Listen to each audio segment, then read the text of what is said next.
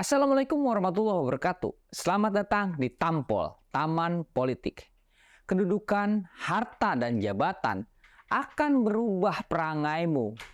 Kata-kata itu saya kutip dari Kiai Haji Mustofa Bisri atau Gusmus. Ini bukan hanya kiasan biasa. Ini adalah kenyataan dalam kehidupan sehari-hari. Termasuk di dalam politik Indonesia. Setelah 25 tahun lebih kita menapaki masa reformasi, hasilnya masih sama, di mana para pejuang reformasi yang dulu berteriak-teriak untuk menurunkan rezim Soeharto agar Indonesia bisa lebih baik, sekarang malah menyembah jabatan dan kekuasaan untuk tabungan masa tuanya. Memang tidak semua para pejuang reformasi itu tergoda oleh materi dan kekuasaan. Tapi ada banyak juga yang memang tergiur akan itu. Contohnya Budiman Sujatmiko, orang yang dulu menjadi tokoh sentral akan hancurnya rezim Orde Baru Soeharto.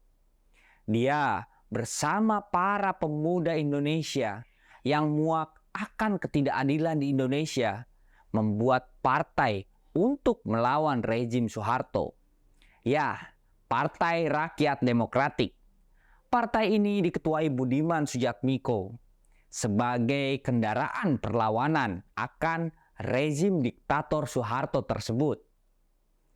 Saat tragedi 98 terjadi, banyak kawan-kawan seperjuangan Budiman Sujatmiko terluka, bahkan hilang tanpa jejak.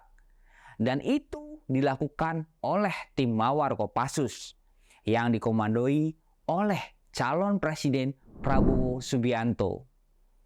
Banyak keluarga korban yang merupakan teman seperjuangan Budiman Sujatmiko masih mencari keadilan sampai sekarang.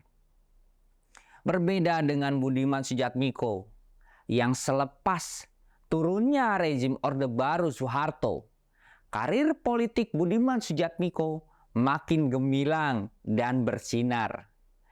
Pada tahun 2004, Budiman Sujatmiko resmi bergabung dengan PDI Perjuangan, di mana sebelumnya Budiman Sujatmiko sempat dikambing hitamkan oleh rezim Soeharto sebagai dalang penyerbuan Partai Demokrasi Indonesia pada 27 Juli 98 cikal bakar dari PDI Perjuangan. Sebelumnya, Budiman Sujatmiko divonis bersalah dan menjalani hukuman 3,5 tahun sampai diberi amnesti oleh Presiden Gus Dur. Setelah bergabung di PDI Perjuangan, Budiman mendirikan Repdem, sayap Partai PDI Perjuangan. Dan pada periode 2009 sampai 2019, Budiman Sujatmiko menjabat sebagai anggota DPR RI dan duduk di Komisi 2. Setelah masuk Senayan, perangan Budiman Sujatmiko berubah. Budiman yang dulu keras jika menyangkut soal keadilan untuk rakyat kecil, menjadi lebih kompromis dengan pemegang kekuasaan. Terbukti ada video viral ketegangan antara Budiman Sujatmiko dengan rekan seperjuangannya Adian Napitupulu menyangkut soal rakyat Indonesia. Dalam video itu, Adian sampai mengancam Budiman Sujatmiko untuk berhadapan dengan dia jika masih tidak membela rakyat kecil. Budiman Sujatmiko, corong rakyat yang sekarang hilang suaranya. Saya sangat mengidolakan Mas Budiman Sujatmiko ini saat reformasi dulu. Dan yang terbaru, Budiman Sujatmiko mendeklarasikan dukungannya terhadap calon presiden Prabowo Subianto yang dulu dia dan kawan-kawannya lawan saat rezim Orde Baru berkuasa. Setelah sebelumnya Budiman Sujatmiko memberikan isyarat dan bertemu Prabowo Subianto dengan alasan ingin menjadi juru damai PDI Perjuangan dengan Partai Gerindra. Kini Budiman Sujatmiko terang-terangan mendukung Prabowo Subianto. Dia pun bersedia jika dipecat oleh PDI Perjuangan karena dukungannya terhadap Prabowo Subianto. Manuver Budiman Sujatmiko ini banyak dikecam oleh para rekan-rekan Budiman. Rekan yang dulu berjuang saat tragedi 98, akhirnya kedudukan, harta, dan jabatan akan merubah perangai seseorang ini yang terjadi kepada Budiman Sujatmiko. Tapi dari isu-isu sebelumnya, Budiman Sujatmiko ini memang ingin menjadi calon presiden dari PDI Perjuangan. Bahkan sebelum Ganjar Pranowo dideklarasikan oleh PDI Perjuangan, ada relawan Budiman yang mendorong supaya Budiman Sujatmiko bisa dicapreskan oleh PDI Perjuangan. Bahkan dulu ada cuitan Eko Widodo yang menyatakan calon presiden PDI Perjuangan akan dipindahkan dari Ganjar Pranowo ke Budiman Sujatmiko. Apa mungkin Budiman Sujatmiko marah dan menganggap dirinya lebih pantas dari Ganjar Pranowo untuk menjadi calon presiden dari PDI Perjuangan, sehingga tidak terima dan berbuat ulah dengan mendukung Prabowo Subianto yang memang dari dahulu Budiman Sujatmiko musuhi?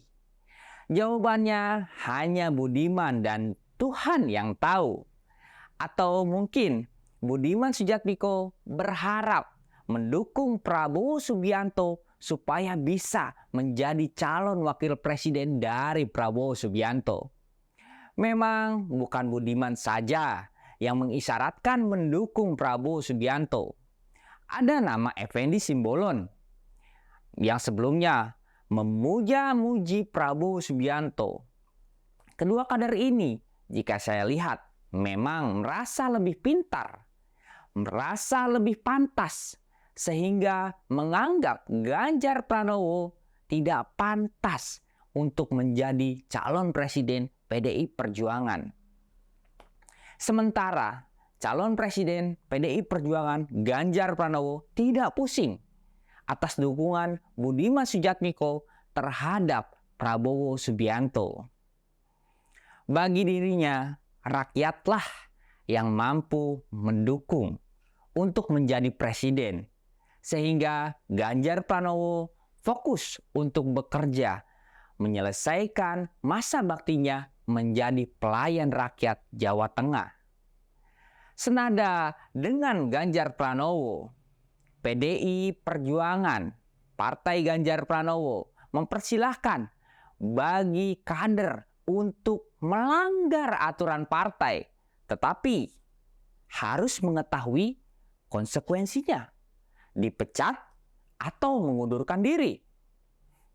PDI Perjuangan dan Ganjar Pranowo sudah biasa dikeroyok.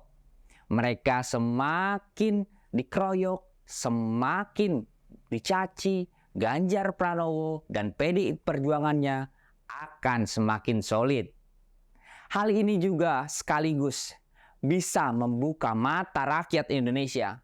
Mana pejuang reformasi yang benar-benar pejuang, dan mana pejuang reformasi yang hanya berjuang untuk jabatan dan kekuasaan.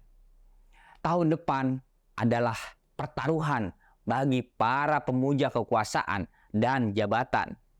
Jika Ganjar Pranowo menang, mereka akan menjadi vokal kembali, tapi bukan vokal untuk membela rakyat seperti dulu, tapi vokal membela ego diri untuk kekuasaan yang mereka harapkan. Budiman Sujatmiko yang akhirnya kalah oleh kekuasaan dan jabatan, menggadaikan ideologi yang selama ini dipegangnya.